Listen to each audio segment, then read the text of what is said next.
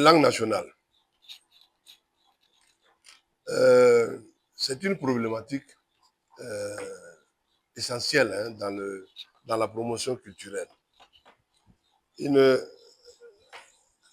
J'aime dire que cette même jeunesse à laquelle on s'adresse là, il faut qu'elle parle nos langues nationales.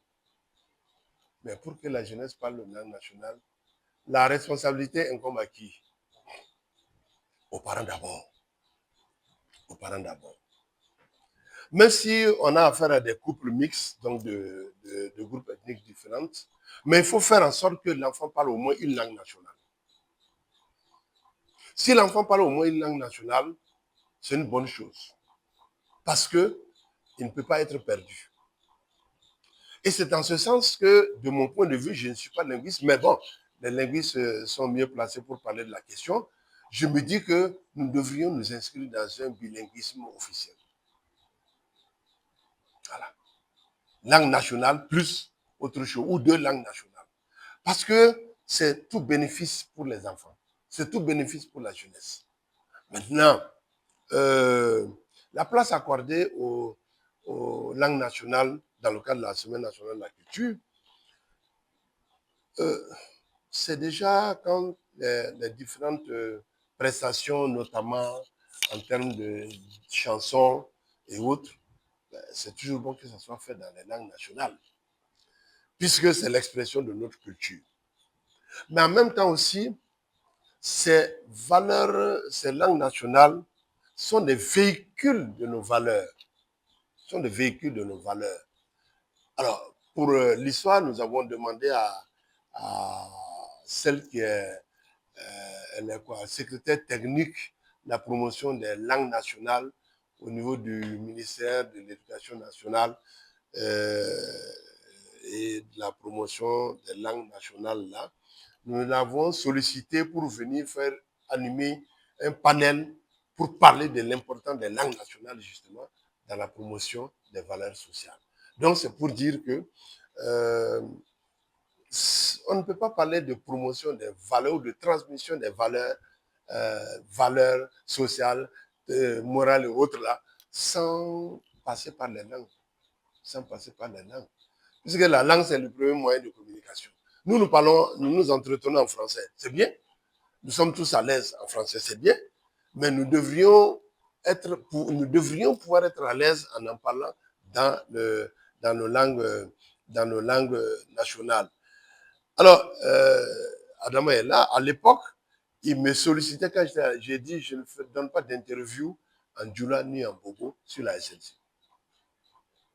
Mais j'ai évolué dans ma conception. Pourquoi je disais ça? Parce que nous, Burkinabés en particulier, nous avons un complexe vis-à-vis de la manière dont on doit parler nos langues nationales. À commencer par moi. Dans ma conception, si je dois parler mon bobo, je ne dois pas employer un seul mot français quand je parle. C'est pareil pour les Djoula. Ça, c'est du purisme, en fait, qui ne correspond pas à la réalité, honnêtement. Je le reconnais. J'ai évolué, comme je dis, dans ma perception des choses. Pourquoi? Parce que j'ai pris deux exemples. Le Mali et le Sénégal. Quand vous êtes avec des Sénégalais entre eux, ils vont vous parler, ils se parlent en français, tout ça. Hop, vous ne savez même pas quand est-ce qu'ils glissent en Wolof et quand est-ce qu'ils reviennent en français. Vous prenez les Maliens, c'est pareil. Ils vous parlent en français, ils passent au Bambana, ils reviennent au français, sans aucun complexe. Les Nigériens, c'est pareil. Mais nous, les Burkinabés, si je dois parler ma langue là, il faut pas que j'emploie un seul mot français. Je dis non. Non. Les langues sont dynamiques. Et quand je réfléchis, il y a plein de mots bobos qui ne sont pas bobos. Le mot saut, un ustensile. Mais on dit saut. Mais c'est pas bobo. Mais pour celui qui parle bobo, il va dire c'est du bobo. C'est pour dire que les langues intègrent, comme elles sont vivantes, elles intègrent, elles empruntent, comme elles prêtent aux autres langues. C'est tout à fait normal. Donc moi, j'ai évolué dans ma compréhension, dans ma façon de voir mon rapport avec nos langues nationales. Donc, quelqu'un qui parle la langue nationale en y mettant des mots français, je pense qu'il faut l'encourager. Il faut l'encourager. Parce que si on lui dit, mais toi, tu ne sais même pas parler ta langue, il va se recroqueviller. Et puis, bon, dit, bon, si c'est ça, je ne parle qu'en français. Alors qu'il peut très bien améliorer sa langue nationale en utilisant des mots français dedans. Ouais, c'est comme ça que j'ai évolué, Adama, j'ai évolué.